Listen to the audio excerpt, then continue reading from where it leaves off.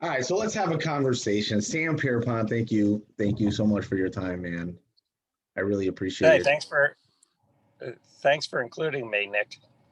So I want to kind of take this Think Tank Mastermind to kind of an extension of where we started, the first Think Tank Masterminds. You know, you've been there from the beginning, kind of helping entrepreneurs. And I want to discuss where we would be, you know, from 5 units to 50 units. There's aspiring entrepreneurs, a lot of them who have taken your advice, have kind of followed my career, and we're just kind of all building together. And we want to know, what are you thinking? 2021, February 4th, 2021.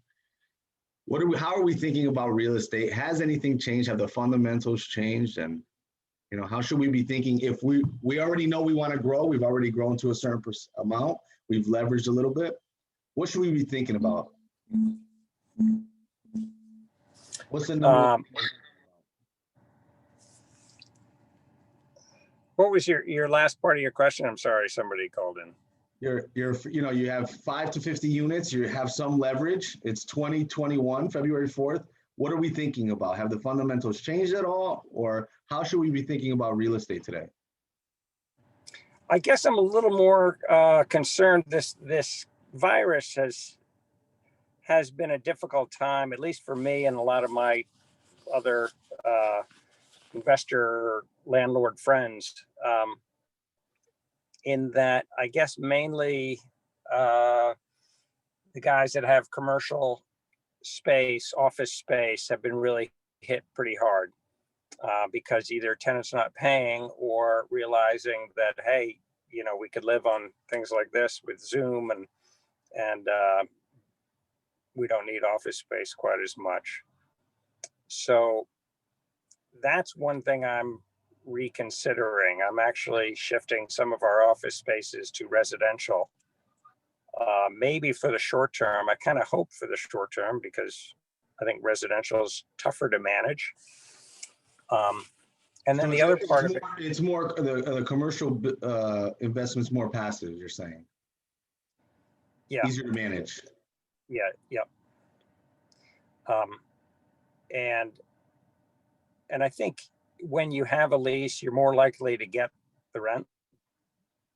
So if you're, you know, someone that owns 5 apartments, 5 homes, 5 rental homes, or 10 rental homes, you're continuing to buy rental homes? Are you looking for apartment buildings? Do you see that maybe they're a young investor and is there an opportunity in certain markets coming back? How do you consider that? I think the biggest shift is that you want to go to location properties more than ever now. You always should go to location, of course, as everyone says, but it's true now more than ever. And it's partly because it's been this is highlighted. One of the issues is that regulations and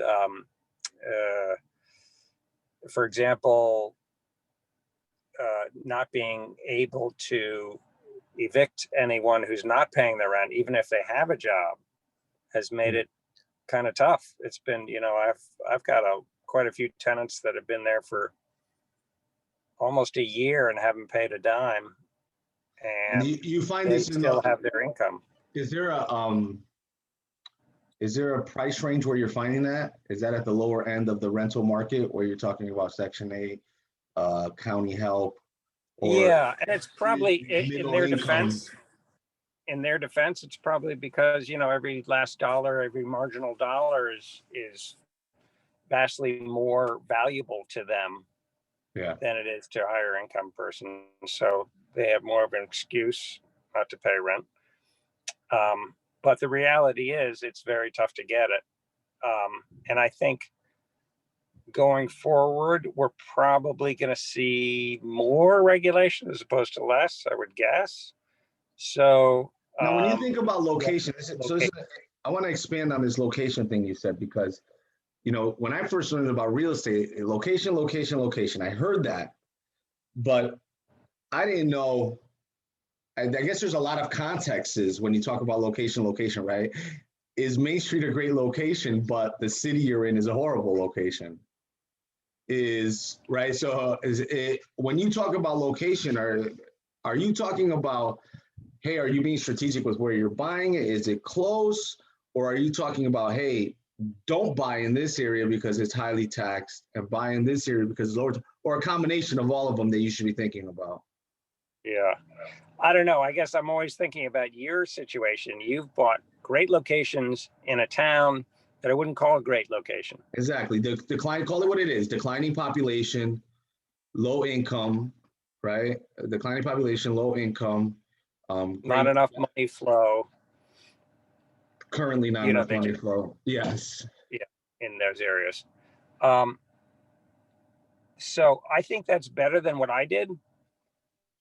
And it's a great, you got to start somewhere, right? And that's probably the easiest Go place to back, start. give a 5 minute summary, because there's a lot of guys that I know that have listened to the past audios from the Think Tank. So give a quick 5 minute summary of how you kind of got to where you are in real estate, where you stand today. So I started in Bridgeport, you know, which Connecticut. you could say in Connecticut, Bridgeport, Connecticut, probably the poorest city in Connecticut. Yeah, And for sure. my initial goal was house the homeless and buy these units and fix them up and give them everything from fresh new sheets and pillows every week to turnover service to, flowers in the front yard, etc. Yeah. I quickly realized that didn't work. First of many pivots. And you were buying houses that were pieces of crap. Yep. And I would fix them up, and I would say to these tenants, these homeless, my goal is to house the homeless. So they obviously didn't have any income, any money. So I'd say, hey, if you improve your apartment in this building, your rent will be paid for by your labor.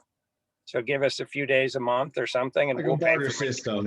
Barter system that created value for them, created value for you. Yeah. And so that didn't work. So that's tough, because we're sort of the parent that they never had, which is probably their root problem, I think. Yeah. I wouldn't say it's drugs necessarily. The root, I would say, we've had conversations, and you told me you now like to separate your charity and your giving and those causes and business. All right, good memory. I think you said that was one of your triggers, right? That you said it's kind of where you decided, I need to do this over here. And it's interesting, because I think that's an important lesson to learn. There's a lot of entrepreneurs now that they're starting the company, and the foundation is the giving. The foundation is very altruistic. It's very, I want to do better for the world, right? Yeah. It's almost, I guess in your situation, and I found the same thing, by the way, it's almost, I think you should have good morals and values in business, right? I'm not saying that, but to house the nonprofit side, right? I think there's a value in separating them. I think you can make a lot of money and be able to give away more, as opposed to deal with it. And again, I'm sure a lot of landlords relate that are in low income housing situations, and that was how they got into real estate, right? They bought what they could afford, and it was long. So, all right, so from there you transitioned out. There was a lot of pivots there. What year was this when you started? First house ever bought, what year? 1986. 1986. So that was 35 years ago. 1986. 35 years ago. So I worked with the homeless for 15 to 18 years, which was, a tough time, but it was rewarding spiritually.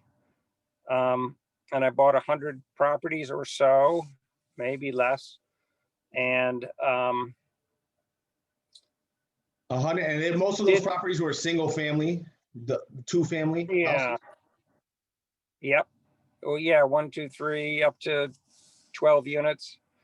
And then later on, I started buying commercial places to A, make money, B, give jobs to my tenants, thinking that the many business tenants I had would say, hey, Sam, we'll work with you and we'll hire one or two of your tenants, your residential tenants, and teach them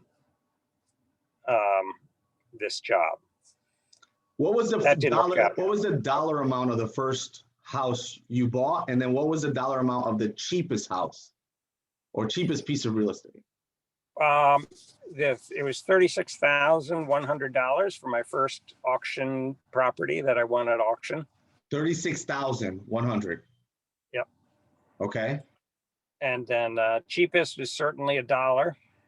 A dollar. I used to buy from banks, and the banks were just trying to get rid of these dogs that were empty and, severely damaged. Is that no windows, roof repairs, plumbing missing? Yeah. Okay. I just want to keep context for it. Yeah.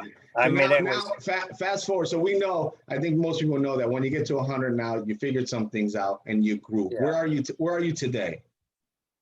So now there's really no more homeless. There's always some, I'm sure, but numbers wise, there's almost no homeless in Bridgeport. They're being effectively housed by Section 8, state funded Section 8s, private landlords, nonprofits. So it's really remarkable. And that's great, but it's also a good excuse for me to get out of that world. Let's be honest. You had to be thinking about getting out 10, 15 years. You're thinking, how do I position myself out of this, right? If you're not here for growth. Because these properties, I work so hard, so many long nights and 6-7 days a week, that in spite of that hard work, they didn't really go up in value. Yeah, you told me what was happening was, the towns are so poor, they need to survive, and they would tax my equity away effectively. So the properties, as soon as they went up in value, they'd raise the tax, and that would steal that equity. But they never really made. Look, I get it, but again, I want to make sure we dictate our audience, right? The audience is, there's guys out there between 5 units and 50. They figured it out. They kind of got a couple bruises, right? Where are you today, Sam? There was a ton of pivots. Everyone understands. Let's take the assumption that everyone understands that after the 100 units, you figure some stuff out. You obviously wanted to be in real estate because I know just personally from talking to you, you have real estate assets. So where are you today? And what are your thoughts on the current environment today? How many units? Let me be clear. How many units do you have today, and where are they located? Because we started in Bridgeport. Like, I'm in Herkimer, New York, right? Not the best demographics. It's almost like a copy of Bridgeport in the 80s. I mean, it's like there's some days there's literally a Remington factory down the street closing, and that's an inside joke for a lot of people that are from Connecticut, right? That'll get how hard it was when these big factories closed here, but. Where are you at today? How many units do you have today, and where are their locations? I say between 50 and 75, so a lot less units. Used to have hundreds, but higher value units. Higher value, much easier to manage, and a higher collection rate. So I know you Nantucket is one place you've invested. Yep, there's 5 or 6 properties out there, and Southport. You said you have doors in Southport, Connecticut. Yep, 3 residential, 3 commercial offices, and 5 residential units in one building. And then Cincinnati, 10 townhomes side by side. Is that a partnership deal, or are you into a lot of these deals yourself?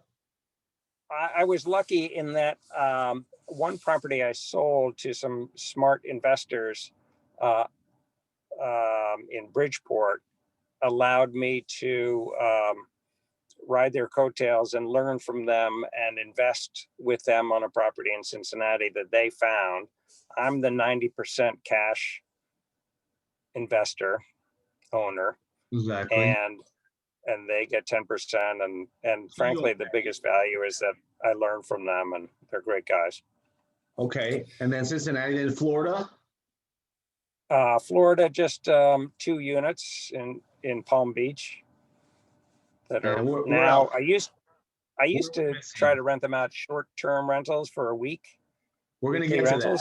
We're gonna get to that. Where else are we missing? I want the geographies where Sam Pierpont has his monies in 2021. San Antonio, Texas. San Antonio, Texas. And what do you got out there? Commercial or residential? So it's large 300 unit. I'm just a small investor. 300 unit residential. Okay, and where else? And let's see. Bridgeport, you got a couple of doors still in Bridgeport. Oh yeah, 10 in Bridgeport, 2 commercial, and the rest residential. So needless to say, in this time from 1986 to today, you've grown. You've grown. I don't know if I've grown. I've shifted. Your portfolio value has to be worth more. Dollar for dollar income, cash flow wise. Give us hope. I don't know. You know, give us hope, or I'll quit right now, Sam. Well, one thing I've noticed is that my mentor, my mentee, has become my mentor, and that's Nick Coriano. Honestly, you are now the one who is inspiring me, and I realized for the last year and a half I've been sort of floating, coasting, or not making a lot of progress. And Nick is the one that I call to inspire. And I get off the phone thinking, wait a minute, he just inspired me. You're always coming up with some new idea. You're setting your goals and you're hitting them. And that's something I haven't done in a long time. I haven't written them down. Yeah, but you also haven't do it. Can you pat yourself on the back for 5 minutes? 3 minutes, make it 3. You're busy. You have other things to do, but yeah, I think you do that enough for all of us. I feel like I deserve it. I think it is deserved. I think, Paul, part of that holds people back is not rewarding. That was something actually you taught me was to reward yourself. You're like constantly, you're like, Nick, you have to reward yourself. You know, when you hit the goal. Yeah, you gotta give yourself little prizes along the way. For every time you hit one of your goals, even if it's a small one, give yourself a small reward. Yeah, you're in good company. Give yourself a big reward. I learned that 3 times and then it really stuck. It was Ty Lopez, a major online influencer, you, and The Power of Habit, a book called The Power of Habit.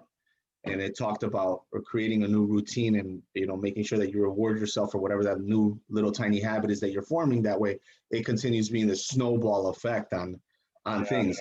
But I want to go back. I want to go back to, because I believe that no matter where we are, there was always this path to get there, you know, and I want to kind of dig more deep into why you're at certain places. And since you did mention that you are thinking about pivoting, now after all the years of knowledge that you have, where are you thinking about pivoting? We're 2021, we're February 4th, right? If you sold everything to me today and you had to reinvest in real estate, where would you go?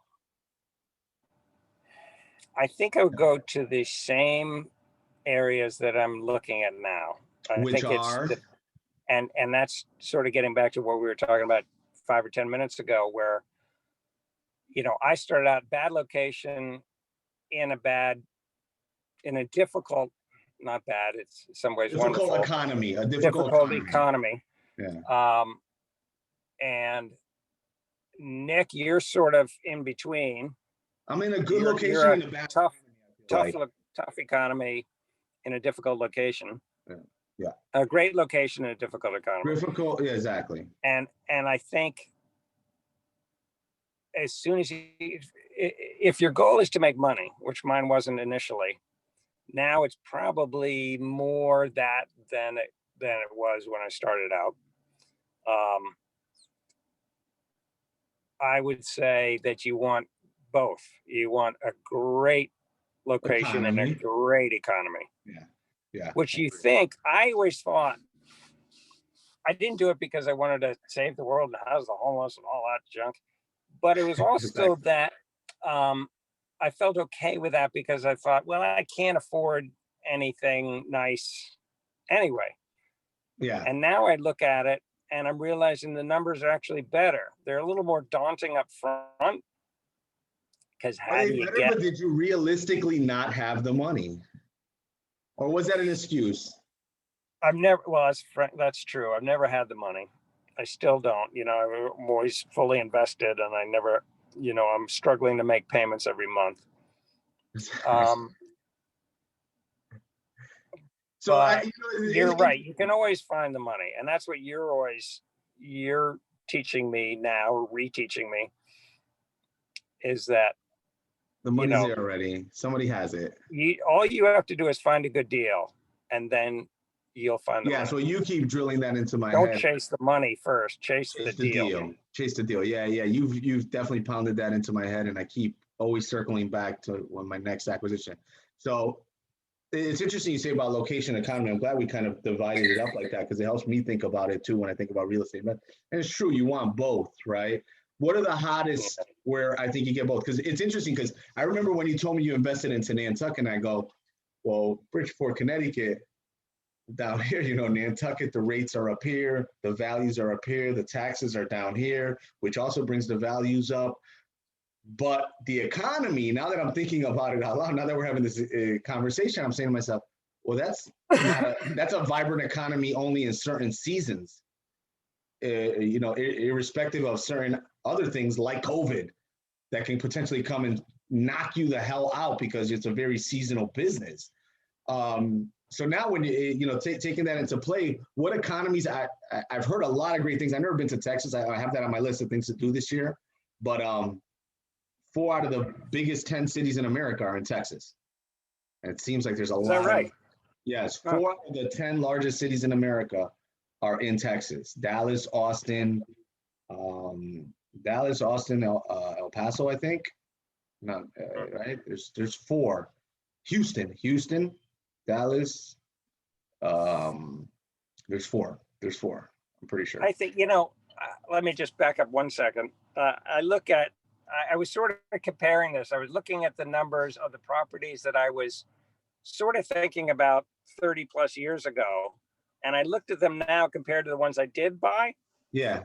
and I would have done infinitely better financially That's if only I because had you looked bought at them. the winners. If you looked at all the ones that crapped out, but which ones? What for comparison's sake? Where are you talking about? Suing. Like in West Palm Beach, there was a street called Clematis Street, and there was a property there that I just visited that I remember my smart buddy was telling me to buy it for 300 and something thousand. 4-story mixed use, terrible street, but great area.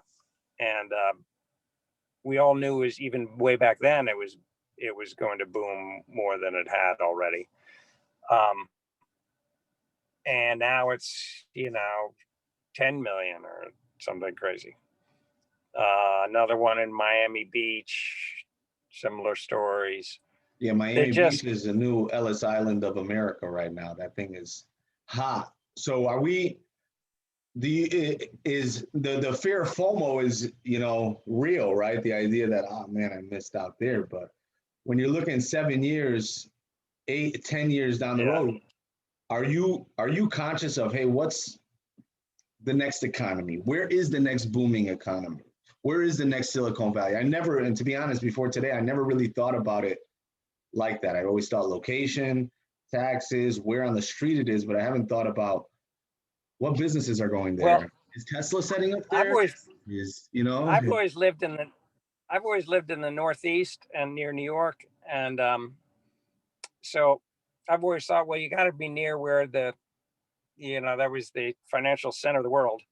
yeah, Now, especially with the virus accelerating this change, now people realize suddenly more than ever that you don't need to be anywhere near New York or London or whatever you think the center is. yeah, There no longer is going to be a center. Now you can pick a lifestyle And I would say personally that lifestyle is probably in a warmer climate, probably someplace um, that is friendly to, if your business is landlords, real estate investing. I would say you want to go to a place with a friendly climate for that. So the warmth of the sun and the lack of the regulations. Yeah, I don't see it going north, mainly because of the climate. Do you see a see potential? It going to Texas and Florida and then listen, the stats Nashville and yeah, Nashville, Charlotte. They're they're definitely going down to, and the statistics show that, right? People are moving in America now. Do you believe that today there's undervalued plays in major cities like New York, like London, like Shanghai because of COVID? Yeah, I think there's plays wherever you have to be, you can make it work. Exactly. I would agree. I just think it's probably easier to do it somewhere else. Now, management from afar is expensive and difficult. And it really only works with a high dollar value, right? I mean, you can't collect $600 in rent remotely a month, and that's it. That's your only deal out there. Yeah, I would agree. Yeah, because you need a few people down there to wherever it is to help you physically manage, fix up, repair, and to set up that, it takes a little bit of work. Do you extra phone calls? Do you run into, and I know we've talked about this before, the Bridgeport Innovation Center is a building that was basically run down, and the owners had a high tax bill, no tenants, took you on as a partner, and you managed to get into that deal really cheap, right? That's the short, dumbed down version of that, correct? Yeah, it was empty. It was empty, exactly, it was empty.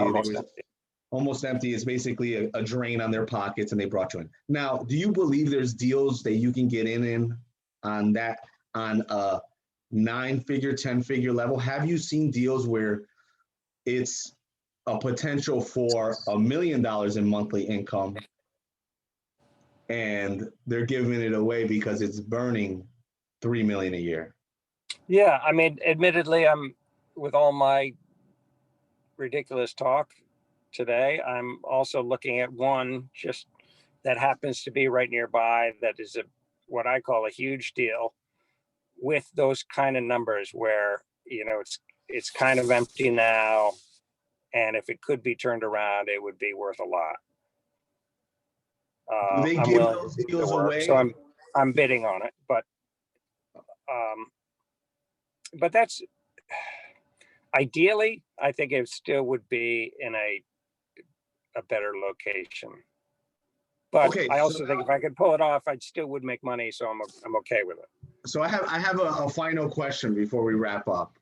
I've been playing Monopoly with my girlfriend. Funny enough, she's making me play. Okay, and she's kicked my butt twice. Ironic. Yes, it's very ironic, and she's kicked my butt twice in a row. Okay, we've only played twice, but when I started the game, I said to myself, I'm going to try a new strategy because I do this in real life, right? I kind of juggle it in real life. So let me see if I try out this strategy here, what would work. So the interesting thing about location, right, on Monopoly, you roll the dice and that's where you land. So you don't know if you're going to be in a certain location. Good analogy, yeah. My first round, I played 2 games.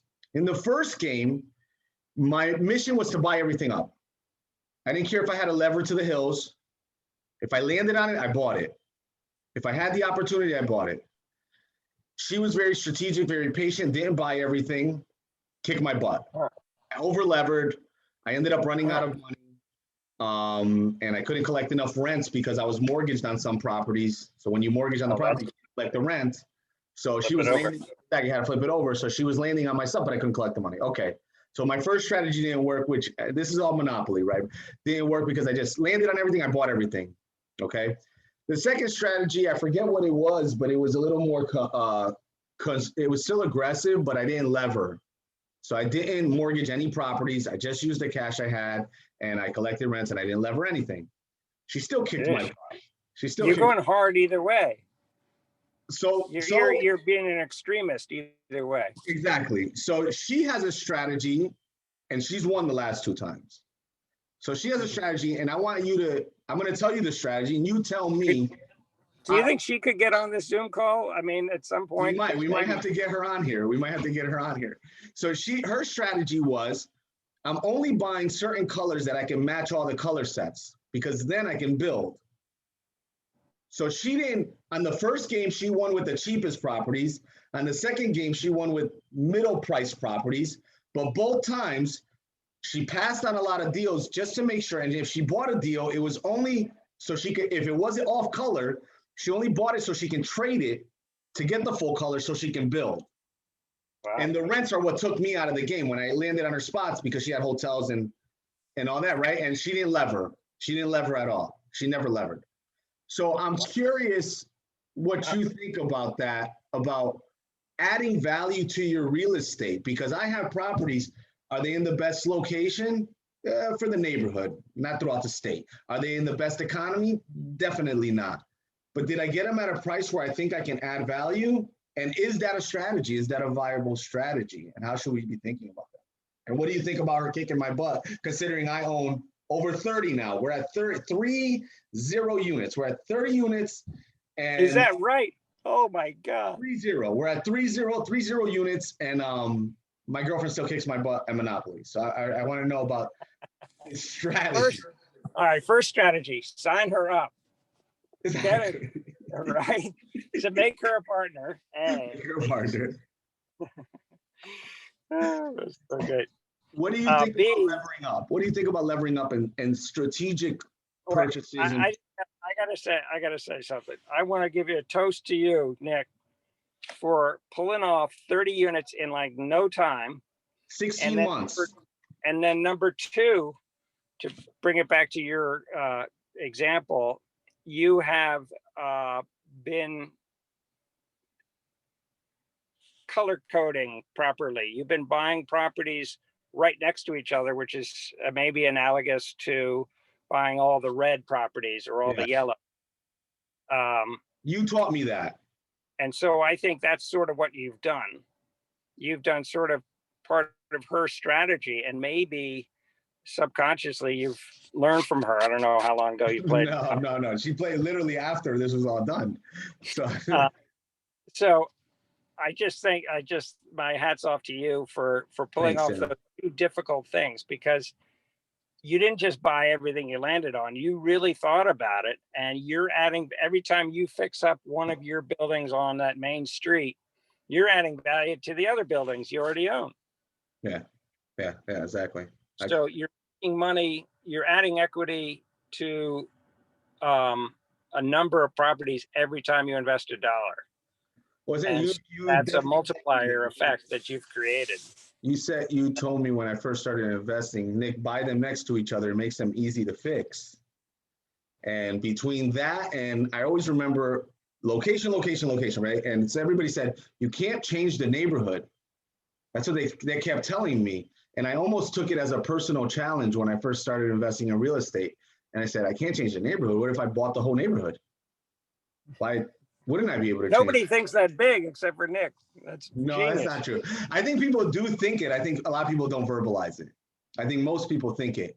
Most people think it, but they don't say it out loud. And then when you say it out loud, it almost becomes a little bit more real every time. You're almost like, wait a second, that didn't sound that crazy.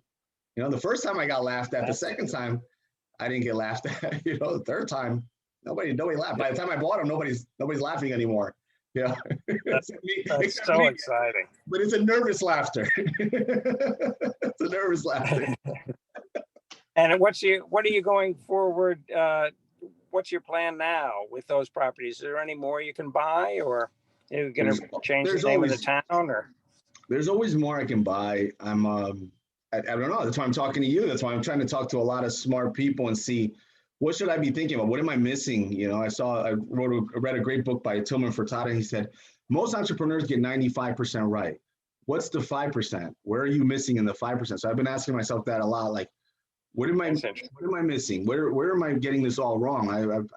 I think to your point, right? I pat myself on the back too, maybe too much, you know? So I'm trying to ask myself, where's the 5% that I'm missing? What am I not thinking about? How do I parlay this into a different sequence of events that makes my vision happen faster, right? I think a lot of times we put unnecessary steps in front of us.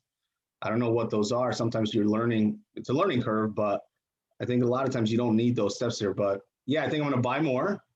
I'm going to be more specific about what I'm buying. I'm going to buy more profit. I don't want buildings. I want to buy more profit, which is something that I told myself I wanted to buy buildings. Guess what? I got buildings. I made this mistake with real estate the first time. I'm going to own a bunch of land. Oh, I bought a bunch of land, but I wasn't making any money.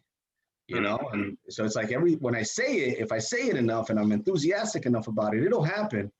But I'm trying to be this year more specific on what am I asking for? I would like beach properties that make money consistently and stably and sustainably, even in up and down economies, that will sustain throughout the new virtual economy, that are good location and in good economies, right? And trying to finish a sentence before I pull the trigger. My last deal was a 2-family house. And the first thing I said to myself, as soon as I signed the paperwork, I said, I'm thinking too small, I'm acting too small, and I'm taking whatever I land on.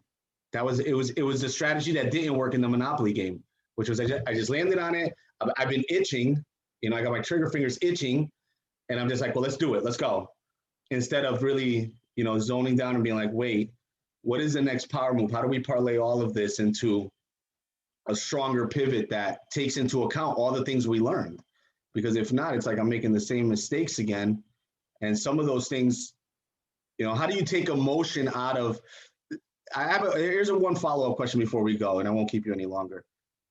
How, you know, your emotional attachment to businesses, real estate, things that you've done that have almost become part of your life, right? You talked about, you know, housing the homeless. From a financial standpoint, I'm guessing that it kept you in Bridgeport or kept you in real estate deals longer than you should have been if you were just talking about the numbers, if we were just talking about real estate. How do you make those decisions? How do you make sure that you're you know, I moved to Herkimer, I have friends up here. I formed a sense of community up here, you know, and I have my real estate investment here. And it's like, how do you make those decisions? How do you make those decisions? You know, how does it feel to make those decisions? And how do you feel about making the decisions you've made, you know? One of the reasons you're so successful so quickly is that you are always analyzing yourself. You know, you're going back and for example, you're thinking, what is the 5% that I'm missing, that I'm doing wrong? Most people don't do that. And most people don't think, hey, I just bought a 2-family house. That's too small. I got to think bigger. You know, nobody consciously goes through that. They're too busy fighting the daily battles of paying your mortgages, paying your taxes, to think that way. And yet you somehow do both. And I think that is probably the biggest key to your success and your future success, is that you're using your brain to make money instead of just cranking away 12 hours a day with your body. Yeah, I try not to do that. And I think 10 minutes of thought a day is worth many hours of hard work. Wow. Months of hard work. That's a great quote. We're going to leave it on that. I love that. That's a great quote, man. 10 minutes of thought a day is many hours of work. That's true. Sam, thank you. So Nick, thank you. Thank you. And I'm always inspired by you. And now, hopefully next year we'll see your girlfriend in on this. Exactly. We'll see how she swept me. She also, by the way, great job at staging apartments, which is another value add, landscaping, color schemes. And that's something that I don't know anything about. I know. Right. That's my wife. That's such a good point. My wife helps me with that. And I used to have, you know, orange crates on the floor. Yeah. And now they look they just completely so much more valuable because she's given it some thought. Yeah, kudos to her. We will have her on the show. And next year, you shift the decimal. We're going to shift the decimal. That's my challenge to you, Sam. All right. I'm going to make more goals like you. I'm going to No, this is a goal. Me and you are going to have a goal, and I'm going to bother you about this goal. I'll send you a cartoon along with the goal every now and then. And it'll say, did you shift the decimal? Shift the decimal. Just one. It's not a lot. Just one. It's not a lot. It's mathematically the law of compounding. Some mathematician out there could explain how simple this is. I can't, but it's only one decimal. Well, all right. Thank you, Sam. I really appreciate you, man. Have a great day. I appreciate you. All right, man. Bye. All right. Bye.